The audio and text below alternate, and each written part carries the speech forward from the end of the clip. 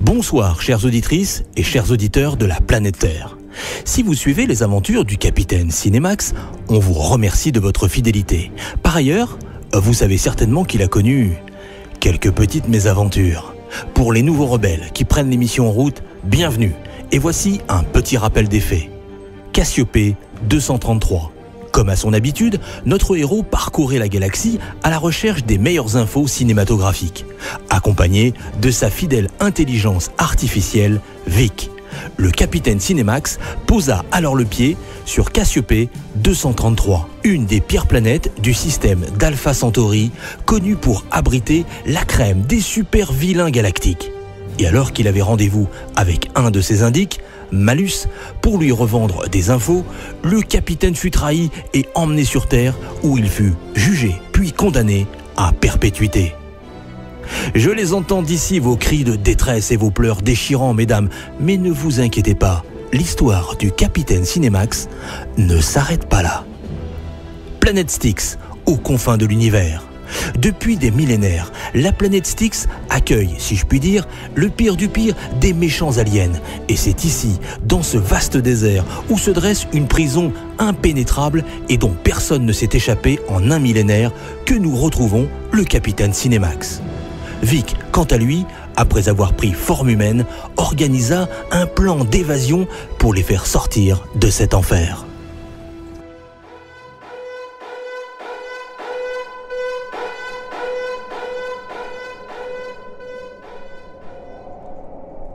Et maintenant ? On court pour prendre de l'avance sur les forces de l'ordre, on se cache et on attend.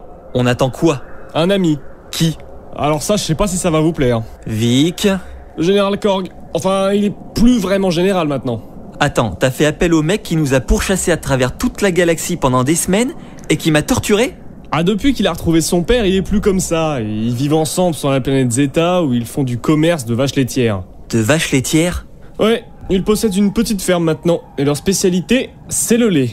Et il va faire quoi ? Nous envoyer un escadron de vaches folles pour nous aider ? Excusez-moi, mais nous pourrions commencer à prendre de l'avance, non ? T'es qui, toi ? L'alien qui nous a aidés à sortir de prison. Notre complice, et on lui a promis l'hospice et de le ramener ensuite sur sa planète natale. Oh putain, c'est vrai ! Et je m'appelle Tarios. T'as fait quoi déjà pour te retrouver ici, toi ? J'ai égorgé et mangé toute ma famille.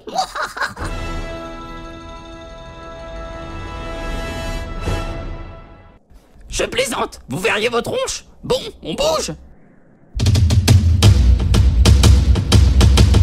Les infos de la semaine. Ça va faire 1 heure, t'es sûr qu'il va venir ? Ayez confiance. Confiance ? Excuse-moi, mais c'est difficile d'avoir confiance envers l'homme qui m'a torturé. Vous êtes rancunier, hein ? Bah y'a de quoi quand même ? Eh, vous voyez ?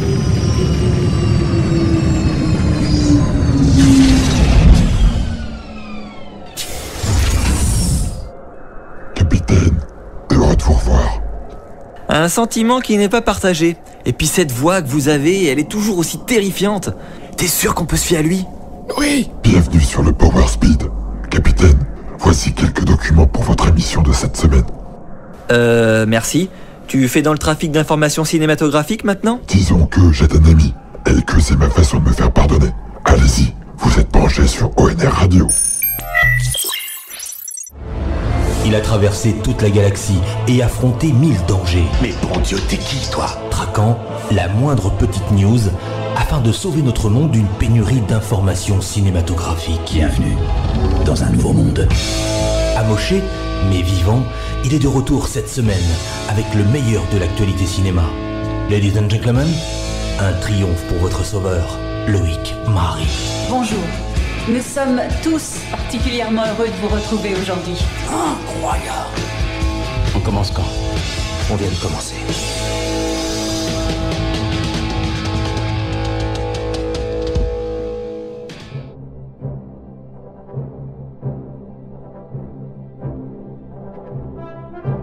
Eh bien, bonjour à toutes et à tous et bienvenue dans cette situation improbable en notre compagnie. Première info et elle concerne une de mes idoles cinématographiques, Indiana Jones. En pleine promotion pour sa prochaine production Ready Player One, Steven Spielberg a confirmé lors d'une interview que le tournage d'Indiana Jones 5 débuterait en avril 2019 au Royaume-Uni. La sortie du film est attendue pour juillet 2020.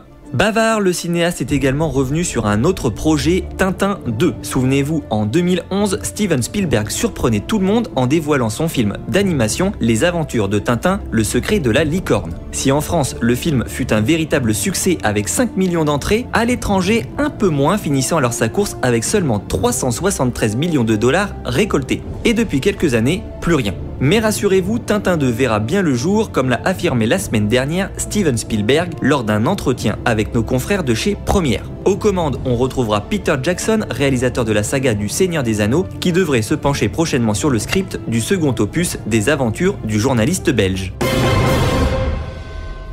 Après Amazon, YouTube, filiale de Google, se lance à son tour dans la production de films. En effet, la société vient d'annoncer la sortie prochaine de Vulture Club, un long métrage qui relate l'histoire d'une infirmière urgentiste interprétée par l'actrice oscarisée Susan Sarandon, dont le fils, journaliste, a été enlevé par des terroristes. Le film est actuellement en post-production. YouTube Red, le service de streaming de la plateforme, avait déjà distribué un film dans les salles en 2016, Laser Team, une comédie de science-fiction avec un petit budget. Cependant, avec Vulture Club, YouTube souhaite passer la vitesse supérieure puisque le long métrage réalisé par Mariam Kezavarts a beaucoup plus d'ambition, dont celle de participer à la course aux Oscars et glaner, pourquoi pas, quelques statuettes.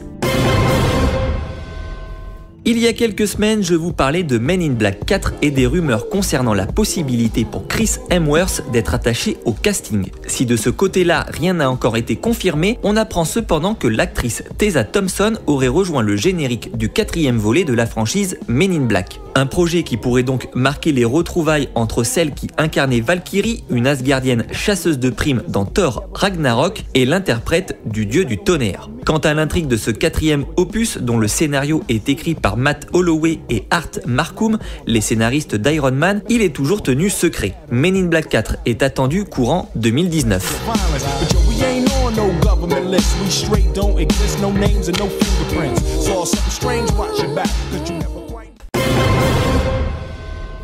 Coup de théâtre chez la 20th Century Fox. Le studio vient en effet d'annoncer le décalage de ses 2 prochaines productions mutantes. X-Men Dark Phoenix, initialement prévu pour le 31 octobre prochain, sortira finalement le 14 février 2019. Quant à The New Mutants, le film de Josh Boone, il sortira dans les salles obscures le 2 août 2019, soit avec 16 mois de retard. Pas de raison officielle donnée, mais le rachat de la Fox par Disney pourrait en être la cause.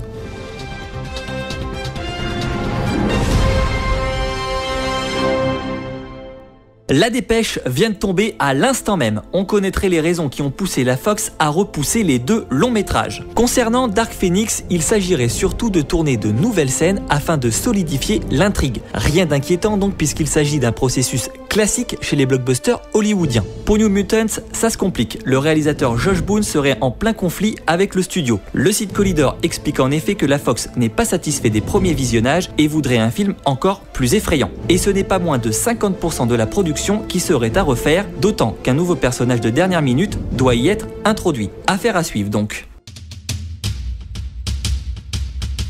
La bande-annonce de la semaine. Je m'appelle Cable. Je viens chercher le gosse. Quoi? Quel gosse? Tu te pousses ou tu crèves. Les enfants nous rendent un peu meilleurs que ce qu'on est. Il a besoin de toi. Oh alors, toi, t'es plus futé que j'en ai l'air. Je ne laisserai pas Cable tuer ce gamin. Mais j'y arriverai pas seul. Tu peux articuler ça ou t'enlèves la mini-bite que t'as dans la bouche. On va former un groupe de la mort qui tue. On veut des gros bras, moralement élastiques, et assez jeunes pour aligner des suites pendant 10-12 ans. J'ai nommé la X-Force. Ça sent le réchauffé ou c'est moi? Excellente remarque. Et maintenant, allons leur niquer la gueule.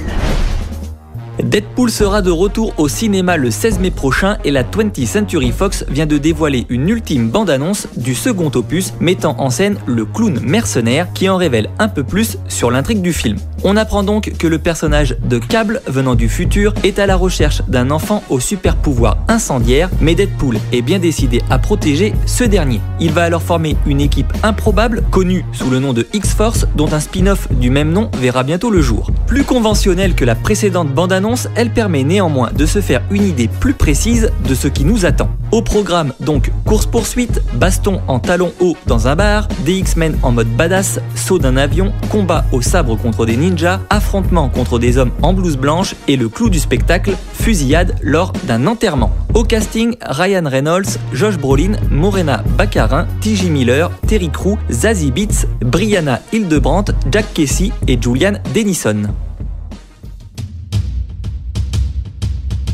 Les sorties de la semaine.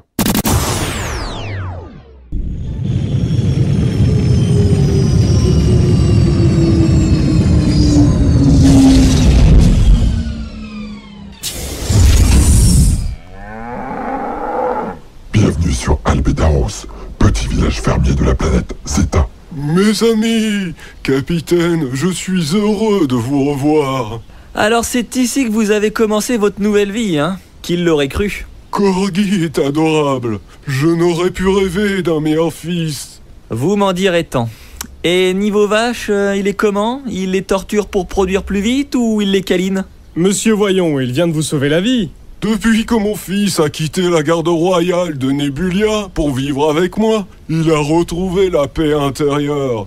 L'effet du grand air, sûrement. On pourrait peut-être goûter à votre lait. Bien sûr. Entrez donc.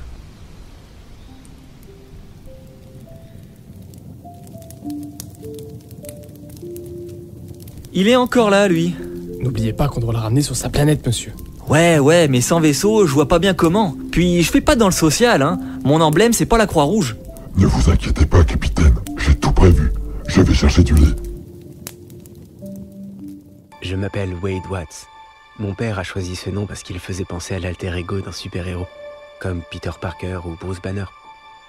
Mais il est mort quand j'étais petit. Ma mère aussi. Et j'ai atterri ici. Je reste assis là, dans cet endroit minuscule. Il n'y a nulle part où aller. Nulle part. Sauf l'Oasis. L'Oasis est la création de James Halliday. Bonjour, si vous regardez cette vidéo, c'est que je suis mort. J'ai conçu et caché un objet, un œuf de Pâques. Celui qui le trouvera le premier héritera de 500 milliards de dollars et aura le contrôle total de l'Oasis. Qui est ce Parzival? Et comment se fait-il qu'il soit en fait? Trouvez-le. Ce n'est pas qu'un jeu. C'est vraiment une question de vie ou de mort. L'Oasis est la ressource économique la plus importante au monde. Il va falloir livrer une véritable guerre pour avoir le contrôle du futur.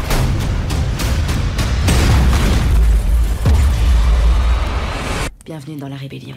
C'est un des films les plus attendus de cette année 2018 avec Avengers Infinity War, Ready Player One et la nouvelle production d'aventure et de science-fiction du grand Steven Spielberg. Le speech, 2045, le monde est au bord du chaos. Les êtres humains se réfugient dans l'Oasis, univers virtuel mis au point par le brillant et excentrique James Halliday. Avant de disparaître, celui-ci a décidé de léguer son immense fortune à quiconque découvrira l'œuf de Pâques numérique qu'il a pris soin de dissimuler dans l'Oasis. L'appât du gain provoque une compétition planétaire. Mais lorsqu'un jeune garçon, Wade Watts, qui n'a pourtant pas le profil d'un héros, décide de participer à la chasse au trésor, il est plongé dans un monde parallèle à la fois mystérieux et inquiétant. Bourré de références à la pop culture des années 80-90, Ready Player One s'offre un casting des plus impressionnants puisqu'on y retrouvera Clark Kent, Batman, le Joker, Harley Quinn, le mercenaire Deadshot, Gandalf du Seigneur des Anneaux, le personnage de Tracer du jeu vidéo Overwatch, Freddy les Griffes de la Nuit, le Géant de Fer, King Kong,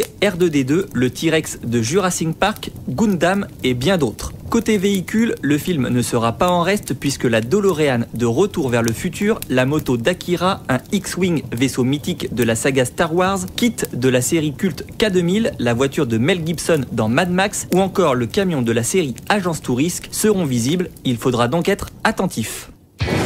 C'est genre en train de danser les gars, ça va ma chérie, tout comme tout j'adore. Salut les filles. À demain pour sa dernière soirée dans son appart. Et à son remplaçant, grâce à qui cette colocation va être un truc de... Oh de ma gueule. Comment ça il vient plus? Ah ouais t'as un plan B? Eh ben l'intérêt est encore dispo. Jeanne. Antoine? Sinon, t'es célibataire?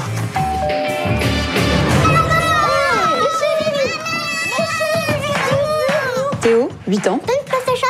Et Lou, 5 ans. Maman, elle est où notre chambre?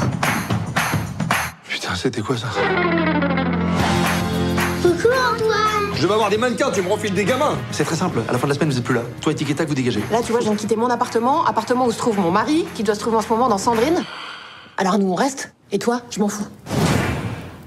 Le réalisateur Emmanuel Gilibert signe sa première comédie avec Les Dents, Pipi et Oli, un projet de longue date. Passionné par le cinéma, ce cinéaste venu du monde de la publicité penche sur le scénario de son film depuis pas mal de temps. En 2016, il réalisait d'ailleurs un court-métrage avec Louise Bourgoin représentant une des scènes clés du film. 2 ans plus tard, voici donc la version long-métrage, mais de quoi ça parle? Antoine est un célibataire endurci, fêtard et séducteur. Il vit dans un magnifique appartement parisien avec Thomas, son colocataire, où les soirées arrosées battent leur plein toutes les semaines. Lorsque Thomas part vivre à Los Angeles, il trouve à Antoine un nouveau colocataire pour le remplacer, Jeanne, 1m70, yeux bleus. Si la description fait saliver Antoine, il ne sait pas encore que la charmante Jeanne n'emménage pas seule, mais accompagnée de ses 2 enfants, Théo, 8 ans, et Lou, 5 ans. Au casting, Louise Bourgoin, Arnaud Ducré, Timéo Bolland, Saskia Dilaïs Demelo, Laurent Ferraro, Michael Cohen et Colette Greff.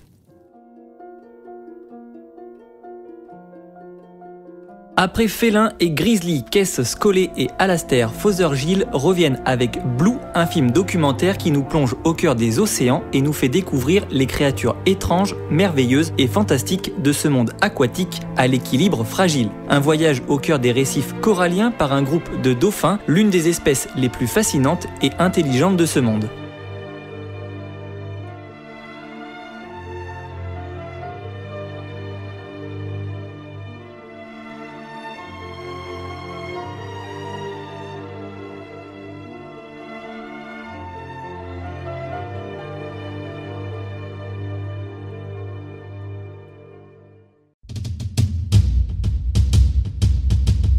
Les autres films en salle.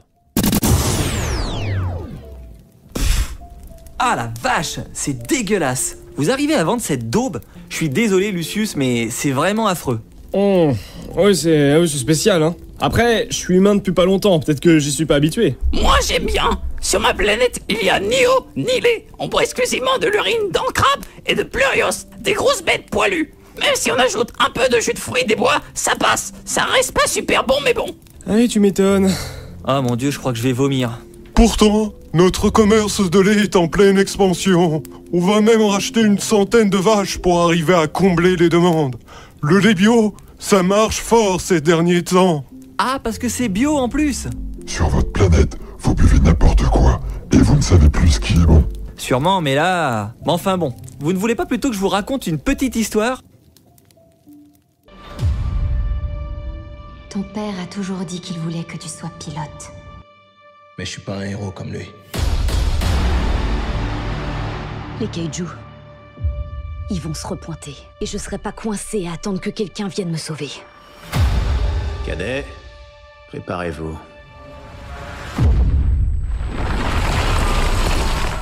On fait quoi? On se bat.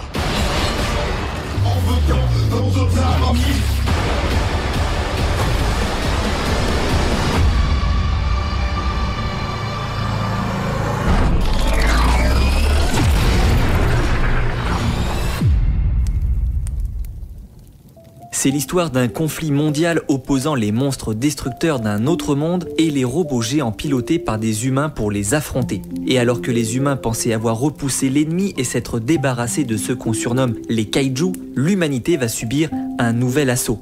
Et vous voulez mon avis ? Pacific Rim Uprising est vraiment mauvais. Mais resituons le contexte. Depuis quelques années, Hollywood tente de remettre les films de monstres au goût du jour. Et même si Godzilla, sorti en 2014, et Kong en 2017 n'ont pas emballé les critiques ni la machine à billets verts, les studios continuent malgré tout de vouloir nous imposer leurs créatures numériques, certes de plus en plus impressionnantes, et des remakes qui se veulent visuellement plus ambitieux, notamment avec les prochains Godzilla King of the Monsters qui sortira en 2019 ou Godzilla contre Kong qui sortira en 2020. Et parmi tout ça, Pacific Rim. premier opus sorti en 2013 et réalisé par Guillermo del Toro, Pacific Rim se voulait être un hommage au folklore moderne japonais. L'histoire se déroulait en 3 temps alors que des créatures sorties d'une brèche interdimensionnelle près de la faille géologique au fond de l'océan Pacifique en 2013 s'étaient ouvertes. Pour les combattre, de nouvelles armes furent conçues, les Jaegers, des robots géants contrôlés en simultané par 2 pilotes dont les esprits sont reliés par un pont neuronal. Un point de départ assez original pour le coup, et si le long métrage de Del Toro n'était pas exempt de défauts, il n'en restait pas moins une production divertissante avec des idées réfléchies, ce qui n'est pas le cas d'Uprising. Ce nouveau volet souffre en effet des mêmes problèmes qu'Independence Day Resurgence. On se retrouve quelques décennies après une attaque mondiale ayant ravagé plusieurs grandes villes du monde dans un contexte social et politique qui a radicalement changé et où le sens de la vie a pris une autre définition, une vie que chacun mène ou gère désormais de manière différente. Cependant, ces 2 films ne vont jamais plus loin que l'évocation de ces changements pour se concentrer essentiellement sur le développement de personnages caricaturaux et le spectaculaire au travers de séquences d'action démesurées. Et c'est sur ce dernier point que j'aimerais m'attarder un peu. On ne compte plus le nombre de blockbusters où la destruction d'immeubles ou de villes sont monnaie courante puisque les moyens techniques d'aujourd'hui le permettent et que la demande est forte. Bien sûr, certaines de ces scènes peuvent apporter quelque chose d'un point de vue scénaristique, comme c'est le cas dans Man of Steel et Batman vs Superman, où Bruce Wayne, confronté à la destruction de Metropolis lors du combat opposant l'homme d'acier au général Zod, développe alors une rage intérieure contre celui capable de réduire de la carte des paysages entiers en l'espace de quelques secondes. Ou au contraire offre des moments visuellement très intéressants comme dans Avengers et la bataille de New York où la menace est à la fois puissante et la mise en scène permet une véritable interaction entre les héros rythmée par des plans dynamiques. Cependant, Pacific Rim Uprising se contente de vouloir être simplement impressionnant sous prétexte d'être un film de monstres. Et malheureusement, d'un point de vue artistique, cela reste du déjà vu, une réalisation sans saveur et ambitieusement pauvre, et là, je parle des chorégraphies entre Jaegers et Kaiju. Les Jaegers ont beau avoir chacun des caractéristiques spéciales, elles sont à peine mises en avant, une arnaque peu surprenante, je ne devrais même pas être étonné. Que dire d'autre sur Pacific Rim Uprising? Pour être original, ce second opus mettait en scène un nouveau genre de menace, les Kaiju Jaeger, un mix qui ne fonctionne pas tant l'idée est tirée par les cheveux. D'autant qu'ils sont à peine représentés dans le film, seulement 2 à 3 séquences d'à peine 2 minutes. Les enjeux peinent donc à convaincre, surtout lorsque le tout est accompagné par des personnages ultra caricaturaux et pour lesquels on ne ressent strictement rien et dont on connaît déjà les ressorts scénaristiques. En somme, Pacific Rim Uprising est une déception, un film peu divertissant, rythmé par des scènes d'action grossières, mal filmées, mal cadrées et mal mises en scène. La destruction pour la destruction n'impressionne plus personne, surtout lorsqu'elle est gratuite. Tout ce qui aurait pu permettre à Uprising d'être un bon film, le contexte historique, les histoires familiales, le contrôle des Jaegers par les esprits humains, les enjeux ont été à la fois sous-exploités ou rendus clichés pour soi-disant embellir des personnages et les rendre plus humains. C'était une superbe histoire, monsieur. J'ai adoré. Je crois que je vais pleurer. Quelle plume! Un grand capitaine! Le meilleur. N'en faites pas trop non plus. Je suis tellement heureux de vous avoir rencontré, capitaine. Et moi tellement triste. Je hais la campagne. Korg, vous m'aviez parlé d'un plan tout à l'heure. Je vous écoute. Et c'est ainsi, au milieu d'un feu de bois, dans cette chaleureuse petite ferme tenue par père et fils, que le capitaine Cinemax se retrouve exilé en compagnie de Vic et d'un mystérieux alien. Entre lait et bouse de vache, odeur infâme et silence de mort, Loïc, tu fais des phrases de dingue, hein. Tu pourrais penser au narrateur. Tenue de capitaine et tenue de fermier, les prochains jours risquent d'être compliqués pour notre héros, désormais un fugitif recherché. Son avis de recherche étant passé de 5000 crédits orioniques à 5 millions de crédits. La police galactique des planètes unies, les chasseurs de primes, les pires super vilains de notre système et les ennemis les plus redoutables du capitaine Cinemax risquent de se battre pour remporter cette prime, quitte à mettre notre galaxie sans dessus-dessous. Cinemax survivra-t-il à tout ça? Nous l'espérons. Mais quitte à trépasser, il serait quand même plus héroïque de tomber au combat en étant transpercé par une épée lors d'un combat palpitant que d'une indigestion au lait, non?